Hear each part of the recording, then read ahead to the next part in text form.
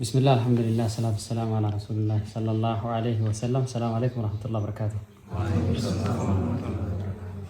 خواجمتوت وردفتوت النبي اسمع قال يا بلو منا حاج عبد الله ديما فايو ترجمنا ماتيني نخيسة ترجم ماتي حاج عبد الله قفدم تاتيني ماتي ديما فايو يوخان تاچين ددوبت والتدود اللي تاودن ديتي أواز بلا ولين أرجمنا ماتي توكو واني والتنوك أبي جمعشو براتوت إساني انت الحاجي بداني عبد الله ديما تا برخنا برمسينس يونيفرسيتي هو تقول أي لما فلته بودينج سكولي يا بلوت كبتي دن سجل ميسيتيجي خليه ويا خليه كلنس ميديا واسيرنا نوجرت gammachu isaanii warrilee walitti qabameen ulleen du'aa yaasitti godhamta carraa irratti hirmaannee jennaan asumaan gammachuu teessan hawaasaa ibsaa jennee armatti argamne kanaaf inshaallah nu waliin hordoftanii gammachuu isaanii nu waliin dhageettanii warreen immoo barumsa yoo rabbiin jedhe keessa barattanillee keessattuu barattooti carraa guddaa isanii tajennee abdanna inshaallah nu waliin turaa isaniin jenna. Assalaamu alaykum wa rahmatullahi wa barakaatuh.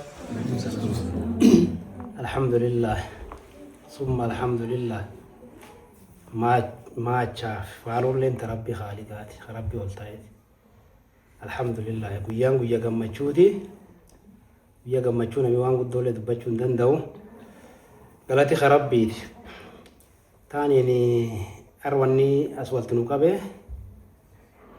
gammachuun talteennaati badhaatu Abdullahi Diimaati maatiin tuni firiilleen kanumaa maatii ilmaan faayoo diima faayoo dibta guyyoo faayoo faa fira fiixaatuun cuftinu as jirti alhamdulillah gammachuu tanaa walti nu qabe gammachuu walti nu qabde intalti teenna nu gammachiifte rabbiilleeni agammachiisuuti rabbiilleen immoo waliin adeemu enna gammachuun tan callaaniti ittaan soon immoo waan jechuu barbaanne ijoolleen tunini qara boruutti man bultee adda seene isaatti qabxii fide man bultee adda seene ittaan suuni badhaatuutti qabxii arraa isan dhageettan tan fide alhamdulillah diqqeennaa nu jalqabne ilmaan ta'en qaraa diinirraa guddisne diiniin namni amma diiniin fixatin hin jiru silleen gizee lama sadii sertifikeettiin qabdii ka gara barumsa diinii ya fudhatte nillee ya buusee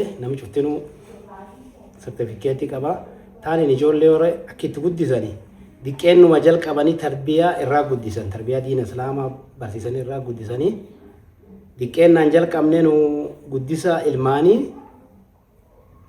isumirraatti umrii fixannechuu dandeenya maan jennaan qarayaa ijoolleen tun didiqqoo yaabellumaatti abdii borii jalqabde abdii borii yoo jalqabdu man barumsa abdii borii kanaa yoo jalqabdu diqqeennaanuu adosiin barumsa guyyaa achi dhattee barattu nu immoo barsiisota kasii ta'u manaatti qaxarree fi barsiisotaanii diqqeenna jalqabnee qo'achiisa baanee adoo kaalkuleemiin barnoota kunullee hin jijjiiraminu diqqeennaanuu hojiisii jalqabne barsiisota manaatti qaxarree fi diqqeennaanii axannaasisanii keejii jalqabanii barsiisotaatti axannaasisa ture keejii jalqabsiisanii barsiisotaatti axannaasisa ture agumisiin man bultee adda jirti hallee inum gargaarti barsiisoti sun kajalaan incitini barsiisoti hedduu barsiise eegee namitti eegee yaane guyyittaa barsiisa guyyittaatti itti eegee yaane axannaasisa ture ijoollee tana maan jennaan isumirraa guddattee isumirraatti guddatechuu dandeenya kutaa sadii jalqabdee isaa taxanneessisa ture silachuu isaa taxanneessisa ture akkasii fiduu ijoollee wanni nu maatiillee biraallee dhaamnu ilmaanii manum tamaarii dhadheedhanii lakkisanii nu diqqeennaan jalqabne akkisiin bulti akkisiin ooltu eessa akkisiin bulti waan yoo isiin man barumsaa hallee seentu waan isiin gargaaruu malle cufa bira ejjine rabbiillee nu gargaaree asiin geenne alhamdulillah. Badhaatuun qabxii seensa yuunivarsiitii argatte qabxii argachuu qofa osoo hin taane qabxii olaanaa waan argattee fi gammannee wal agarre wanni kun akka salphaatti hin dhufne akkuma hin beeknu barataan tokko barumsa gubbaatti gubba'u itti hawaa kennamaa hin jiru wanni inni guutuu qabu barumsa yeroo ammaa kana immoo barumsillee mootummaan xiyyeeffannaa kennee qulqullinni isaa eegame akkaataa barachuu ni danda'u fooyyessee jira. Hayyoo laallu barataan baay'een darban jiru. Akka biyyaallee itti darbe baay'ee xiqqaa walumaan beekna. Haa ta'uutii immoo isiin barumsiitiin akkanatti waan dabarteef rabbii illee galata galchina. Hunda caalammoo nullee baay'ee gammanne. Kun akkamiin dhufee abbaan dubbatee jira. Jalqaba nullee waan baay'ee irra baran. Nuun barannee jirra. Haa ta'uutii immoo isaan irra waan baay'ee baran maal ta'eerra. Wanni nu barannu maanaam ijoollee ittiin xixiqqoodha.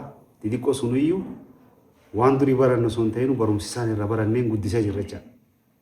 An barataan ijoolleen isaa yeroo haani man barumsa irratti yoo galtu barsiisaan ramadamee fi haqochiisu jira. Dabalataan immoo quraanaallee barattee jira.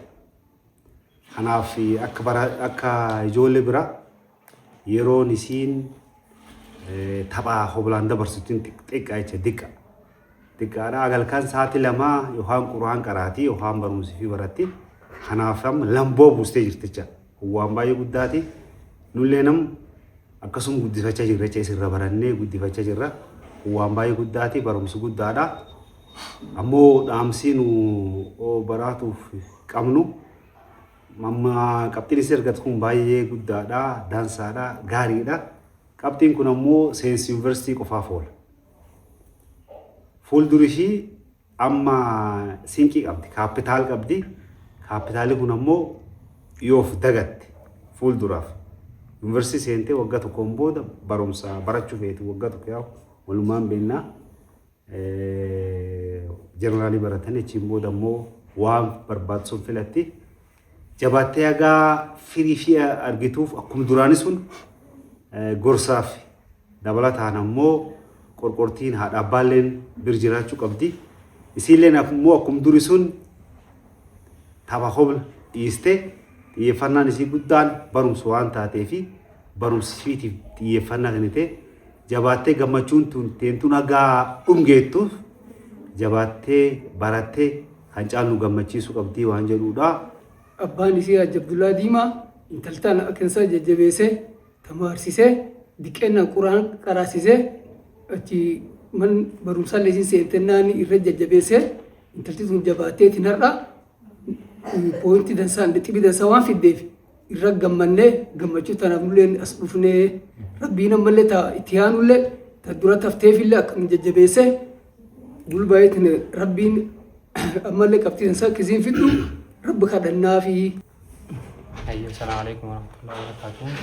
Maqaan kiyya Abdul Fattah Abdullahi Diimaa naan yookiin Boruu Abdullahi Diimaa jedhama. Yeroo isiin barumsa gibbii tokko waliin turre ifa boruu bultii addaa waliin turre gaafa kutas kudhanii isiin kuta sagal seentee saddeetirra takka isiin akkamiin akka kompiitu gootee dabruu dandeettu gorsaa ba'ee dhuunfaan jechuudha. Barumsi jechuun waan namni yeroo yeroon dagachuu danda'u akka hin daganneetti yeroo yeroon uf yaadachiistee armaan baradha. Fuulduratti immoo borumaan barachuuf deema. Yoo baradha kaan immoo waan baradha kaan duratti yoo ilaalee barsaallee yana barsiisee irrallee taninoo hin qo'adha. Yoo achi taate kaan jalattu yoo kajabees taate gaaf wanni kun nabbaayatee kaarikuleemii kitaaba 4 jaanat ta'ee barnoota 12 akkasitti walii gaffa'uu gistook irraati. Jaljalaa fixaadhu jechuu jaljalaa. Akkasiin barumsi kun injifatamuu danda'a. Akka dhuunfaa kan keetiin maal irraa baratti naan jette kanaadha. Dhuunfaatti immoo wal jajjabeessaa baanee ganama galgalallee taatu. Almost aduu sa'aatii keenya guutuullee itti kennuudhaan sa'aatii qabnuuf fayyadamnee akkasitti man barumsa bultii adda sullee seenuu dandeenye akkasiin immoo qabxii kan arguu dandeenye jechuudha. Ansinee mee barattuu Badhaadhe Abdullaahi Diimaa walgahiin yookaan walitti dhufeenyi gammachuu kun har'aa sababa kan keetii akkaataatti si barsiisanii si guddisaa turan abbaan kan kee abbootiin tantee obboleessi kaasuu jiranii ati dhuunfaan tokko gammachuu akkamitti sitti dhagahame itti aansee ammoo siisteemii garaagaraa istirateejiin dhuunfaa haati fayyadamaa turte yookaan ka barsiisan si barsiisu si haa ture haatar dhalootaa dabarsitu haati ittiin milkooftu maani haata immoo barattootaa dhaamtu maalidha? Hunda dura alhamdulillah jechuu barbaada. Waan jennaan Milkaa'in kan hundaan kan ga'e rabbi tokkochaadha. Sababni dhiyeessinii malee milkaa'in kan dhufa kan dhaqqabsi rakkoo guddaadha. Ittaan sun ammoo haadhaaf abbatiyyaa akka malee na gargaaranii waan barumsaa tokkollee waan barumsaallee waan kamii kan barbaade cufaayyuu hin argadha. Akkuma beekamu kan dhaqqabneellee warreen gaafa dharaas jiraachaa hin turanillee dubla turre barumsumaa jechaa asii gallee barumsa haalli faamiliilee nasiilee jiranii dhaaf abbaan keellee waan cufaa nama dhaabatti faamiliin keellee nasuun jiranii warreen akka malee sappoort nu godhanii asuma kan barannu haaskuulii tallee fidhee haaskuulii hantatnu barumsaa kutuu tokko saddeetii kan keessatti barsiisaan na gargaaree jira. Barsiisaa Bu'itaa jedhama. Akkuma inni jedhee waan hunda abbaan kee dubbatee jira. Baay'ee sappoort na godhaa turanii akkuma illee na qo'achiisaa ture. Waan qo'atanillee maaliif akkan taatan fedhaan nu rabsaa nu gorsaa asuma nu baasenillee faamiliin keenya hundinuu bakka dhaaf abbaan keellee tuttuu namu barumsa irratti illee diina irratti illee cufa sappoort nan godha. Qabxii 548 tuqaa isaa akkasuma barattoota biraatii wanni adhaamu fookas godhaa yoo baratanii fookas godhan taate wanni taanii hin jiru. Kan biraa immoo yoo cinqam istiraagiliin baay'ee jira gidduu sun keessatti gidduu sun taasisan adalla akkasuma qo'at kan teeshinii si qaba waan hunda si qaba. Namoota teeshinii na qabgisee baay'ee bakka ta'ee du'aa godhadhaa. Leelii salaasaa rabbii kiyyaa sujuudaa isa sunoo cinqiin kucuucuu irra baata. Kanaafuu istiraatiijii akkasii fayyadama. Maantu istiriisii kan irra qannasa maan innaan qo'achuu bakka fookas gootee saati dheeraa dubbisuu hin danda'ani maan innaan ni numti cinqamta giddootti saati sunitti Allah bichaatti si gargaaruu danda'a. Bakka yaa rabbii kiyya istiriis kan jala na baasee jecha du'aa godhachuu qabdi saati sunitti. Sunumatti asiin na baasee isa cinqamtuuf akkas godha. Kaan ammoo maatii kiyyaa dawwala. Dandeen sappoort na godhanii kanaafuu sun dhaamaa. Alhamdulillah galatii harabbiiti ayyoona nu ga'e isanii kun cuf gammachuu seenaa walitti qabamtanii armaan baatan alhamdulillah rabbil aalamiin dha galatoomaadha. Ittaasuudhaan galatii harabbiiti alhamdulillah ijoollee kan xiqqeen haanee dhaluu qofaaniti dhaluu qofaaf ilmi qabanii dhaltee keessuma abbaadhi abbaadhallee keessaa Hari gaya guddaa qabdi onkooma guddisi ijoollee irratti ilmaanii amma akka naannoo keenyaa habaratan kanatti ijoollee achitti firra guddisa waan jedhanii jira. Ilaalchi sun dogongora ilaala. Andi qeennuma irraayyuu jalqabee ijoollee walii naasaa mari'adhaani rakkoo isaanii gaafadhaa. Yoo ati achitti ijoollee gamatti firra dhoortee rakkoo isaanii ibsachuu hin danda'anii waan sila yaade akkaataa yaadi isaanii akkuma qaamii guddatan sammuu guddatti ijoollee akkuma qaamisii dhiqqeenna irraa jalqabanii ijaara guddisan sammuu guddisan. Kanaafuu dhiqqeennuma irra kaanee ijoollee kan sammuu isaanii akkuma qaama guddis sammuu isaanii ijaara guddisa ture ittaasaa waan warra nagaafatti sirriitti deebisaa fi akkasii alhamdulillahi rabbil aalamiin in hordofnaa diini duniyaallee lachuu walumaan hordofanii taaniin du'aayidha. Wanni guddooni du'aayee oonuu fi du'aayee tolfatanii onkamuu irratti waan bal'oo waan guddoon iyyadha jedhanii alhamdulillah du'aayee woluuf ilmaan tanii kaha isii qofaanitii jalqabumirraayyuu kaastee tokkisii warri lachuu Terraafti illee ni jirti akkasuma sadarkaa argachaa turte yaa rabbii yaa Allah jedha. Wanti guddoon akka dhadhu garee jalmaan tittaan qonnaa fuudheedha. Isaanin na gammachiisedha. Alhamdulillah rabbiin na gammachiise. Fiixan na baasee tahaftillee bu'aa isaanii rabbi nu haa sooruudha. Wanti guddoon dhaama kanuma diina irra jabeessuu qabanii duniyaa irra jabeessuu qabanii ijoollee hordofuu qabanii. Achitti firra dhowwanii ijoollee akka ilaalchi boodatti faasuun hafuu qaba. Ijoollee achitti firra dhoowwarte si baqatti baqachuuf ammoo waan adda adda keessatti akkasii waan baay'ee dubbadha keessa waan hin baane fi sanillee karma argamtan galatooma ulfaadha jenna. Alhamdulillah rabbi lamtuu irraa nu haa qabuuti maashaallah jennaan. Zaara diimaa nan jedhane har'a gammachuu intalteen badhaatu Abdullaa Diimaa irratti argamnee maatiin keenya hundinuu gammachuu isiitiif as jirra. Alhamdulillah guddoo gammannee warri jalqabumaanu yoo laallu akkaataa haala baruu barsiisuu keessatti barumsi diiniif duniyaallee guddoo hordofa. Buleessi nullee san nu barsiisee akkasuma hordofa.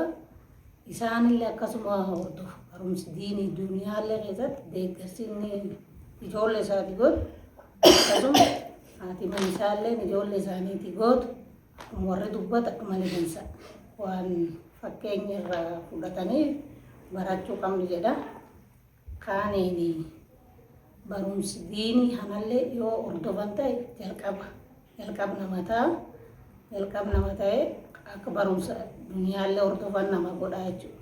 Haaluma kanaan jajjabaatanii waan namni diinilleen irraa barachuu danda'a. Dubartiin qabxii kan hin fidduun akka hin jirretti kunuunfamee taate qabxii guddaa galmeessite jabaaddeedhaan jalqaba dhumisiillee rabbi agarsiisee nu gammachiisinaadha. Kanaafuu intalli keenya ka Itoophiyaaniti ka biyya laatu rabbi sii baasinedha. Duratti adeemtuu umriin isii dheeratteedha. Maatii cufaadhaaf abbaa obboleeyyan guddoo nu gammachiiste rabbiin ka caaleen isii haa gammachiisuudha. Fuuldura rabbiin deebisina ilamaan rabbi irraa nu qabu. Intalteelli jaalala rabbiin daraja guddaa akka kenneeffamillee hadhiisaa kennuufi du'aayi tolchinaafi du'aayi isii du'aayi keeri rabbiin tolchuufi kan nu barsiise rabbiin kanirraallee rabbi nu agarsiisu rabbiin umrii isaanillee dheeresse abbaaf haadhisillee duratti bulchu. Nan guddaan lama barsiichi ijoollee lama barsiichi nisii kun waaqni duratti deemsisinnaa waaqni umrii dheeressee kan caalu gammachuu dhibillee waliin nu jiraachisee nu barsiisini jedha. Yoo akka dhiiraakisii nagasir qabdu guddoo fi amma jabdii irra qabna. Alhamdulillahi rabbil alamin bakka rabbi gammachiisu qoliitti. Irra deebinee bakka gammaddanii maatiin cuftii haadhaaf abbaan baraatuun obboleessi abbootiin aawwan areeraan adaadowwanii fi obboleeyyan isii dubraalleen cuftii irra deebinee congratulations bakka gammaddan isaniin jechuu barbaanna. Akkuma isaan eegaa hadhattanii fi hadhachaafillee turtan ammallee du'aa tolchuuf jirtanii ilamtuullee rabbiin isii fi obboleeyyan isii tagadafteef ta'e isiin dur jirtullee rabbiin irraa haa qabuuti. Badhaatulleen jajjabaadhi karaa irra jirta bakka itti deemtuun hin baane maatii tantee gammachiiftee jirta gammachuun hawaasaan kee waan maatii tantee nama si jaalata gammachiiftu asit dhaabachuu hin qabdu itti fufuu qabdi waan guddaa si eegata namni sadarkaa kanatti maatii ofii gammachiisee bora hawaasa isa bal'inaan hin gammachiisaa jennee nullee abdii guddoo sanirra qabna hawaasillee abdii guddaa sanirra qaba. Kanaaf jajjabaadhaa isaniin jechuu barbaanna akkasuma daawwattooti ta'in barattootii garaagaraa maatiin garaagaraa ta'e ijoollee guddisaa jirtan fakkeen waan kanarraa hin fudhatan jennee abdii qabnaa ijoolleen yoo iyyuu ati dhiyeessitee guddis dhiqeen irraa ijoolluma irraa barsiiftee barumsaa fi akkasuma karaa rabbiillee irratti ati hin guddifte adoo xiqqootu si gammachiisuu dandeettu waan taateef kan irratti xiyyeeffatanii isanilleen daa'imman teessan karaa dansaa karaa akhlaaqa karaa safuuf aadaa hawaasaatiin waliin dhoofnu karaa rabbiitiin waliin dhoofnu walirra hin gorre irratti yoo san jabeessitan isaan gammachiiftu waan taateef turtii hin gabaabdu sanirrallee waa barattanii jirtan jennee abdii qabna inshaallah. Tabiraatiin akka walitti deebinutti nagaa rabbi heennuu tura. Assalaamu alaikum warahmatullahi wabarakatuh.